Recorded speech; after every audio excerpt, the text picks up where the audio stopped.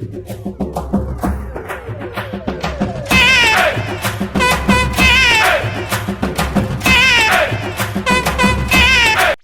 அடர்ந்த காட்டில் பறந்து விரிந்த மரங்கள், இசை போல் ஒலிக்கும் பறவைகளின் குரல்கள் என அனைத்தும் இயற்கையின் பேரழகை சொல்லிக் கொண்டிருந்தன.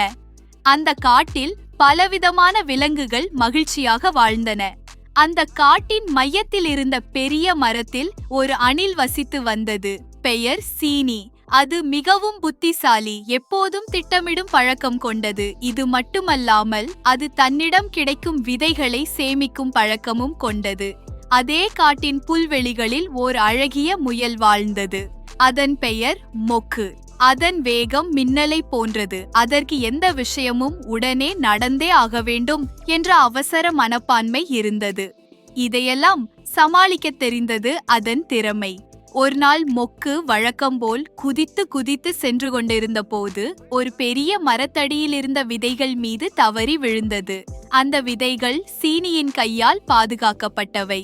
ஐயோ, என் விதைகள் என்று சீனி சத்தமிட்டது. மொக்கு பதறியது. மன்னிச்சுடு நண்பா, எனக்கு தெரியாது. அந்த ஒரு மன்னிப்பே ஒரு புதிய உறவின் தொடக்கமாக அமைந்தது. அந்த சந்திப்புக்கு பிறகு சீனியும் மொக்குவும் அடிக்கடி சந்திக்க ஆரம்பித்தார்கள். மொக்கு தனது வேகத்தை கொண்டாட, சீனி தனது அறிவை பகிர்ந்து கொள்ள இருவருக்கும் அதிக நேரம் கிடைத்தது. ஒரு நாள் மொக்கு, நீ எப்போதும் ஏன் இது மாதிரி திட்டமிட்டு செயல்படற? சீனி, நாம் எல்லாவற்றையும் முன்கூட்டியே நினைத்து சேமிச்சாதான் கடினமான நேரத்துல பயமில்லாம இருக்க முடியும். சீனி சிரித்தது. அதுவும் ஒருவித சந்தோஷம்தான். நீயும் ஒரு நாள் எனக்கு உதவ நேரிடும். அந்த சொற்கள் ஒரு விதமாக முன் நிகழப்போகும் நிகழ்வுக்கான முன்னுரை போல இருந்தன. ஒரு நள்ளிரவில் காட்டில் மரங்கள் எரிந்து கொண்டிருந்தன. புகை மற்றும் நெருப்புக்கு இடையே விலங்குகள் பீதியுடன் ஓடின. பறவைகள் அலறின. காட்டின் அமைதி சிதைந்தது. சீனி தனது மர பொந்திலிருந்து வெளியே வந்தது. எல்லாரும் எங்க போறாங்க? என்ன ஆச்சு? அதே நேரம் மொக்கு வேகமாக ஓடி வந்தது. சீனி, தீ வந்துருச்சு. அந்த சமயம் சின்ன குட்டி விலங்குகள் மற்றும் குருவிகள் பாதுகாப்பில்லாமல் அங்கும் இங்கும் ஓடிக்கொண்டிருந்தன. நாம் அவர்களுக்கு உதவி செய்யணும் என்று சீனி கூறியது. சீனி, நண்பா, உண்மையான நட்பு எப்போது நம்மை ஒன்றிணைக்கும். பயப்படாதே, நீ என்னோடு இருக்கிறேன்னு சொன்னதை மறந்துடியா? மொக்கு தனது வேகத்தை பயன்படுத்தி குட்டி விலங்குகளை மீட்டது.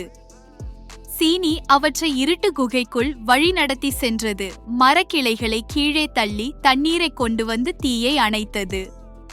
சுமார் நீண்ட நேர முயற்சிக்கு பிறகு வனத்துக்குள் இருந்த பெரும்பாலான உயிர்களும் பாதுகாப்பாக கொண்டு செல்லப்பட்டனர். வனப்பகுதிக்குள் தீ கட்டுப்படுத்தப்பட்டது. அனைவரும் இணைந்து சீனி மற்றும் மொக்குவை பாராட்டினர். சிறிய அணிலும் முயலும் ஒரு காட்டை காப்பாற்றியிருந்தனர். அந்த நாள் முடிவில் மொக்கு சீனியை கட்டிப்பிடித்தது. சீனி மென்மையாக சொன்னது, நீ இல்லாம என்னால இதை செய்திருக்க முடியாது.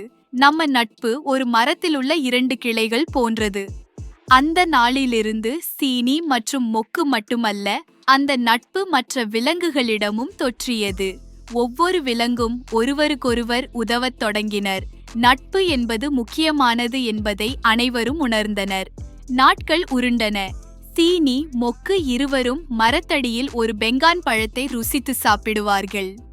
கதையின் நீதி: நட்பு என்பது ஒருவருக்கொருவர் வேறுபாடுகளை கடந்தும் பயங்களை மறந்தும் மனதின் ஆழத்திலிருந்து உதவ நினைக்கும் உணர்வு.